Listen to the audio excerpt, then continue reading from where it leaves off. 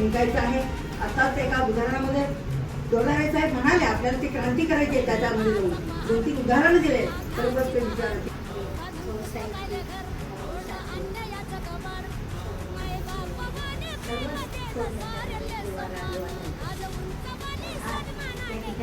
आंबेडकर जयंतीमुळे आपण या ठिकाणी बैठक बोलवलेली.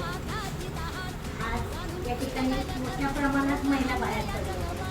हे उदाहरण म्हणजे बाबासाहेबांचं आहे. बाबासाहेबांनी महिलांसाठी जी महिला बाहेर पडत नव्हती, ज्या महिलेला डोक्यावरचा पदर खाली पडायचं हे नव्हते, तिने फक्त प्रोग्राम होऊन संसार सांभाळला पाहिजे एवढंच लोकांची हे होतं. पण आज या ठिकाणी जे आपण एवढ्या मोठ्या संख्येने या ठिकाणी आलेलो आहोत आणि मी या ठिकाणी उभारून बोलते ते बाबासाहेबांनी जे संविधानात जे अधिकार दिलेले आहेत म्हणून आपण आज या ठिकाणी येऊन बोलू शकतो. काही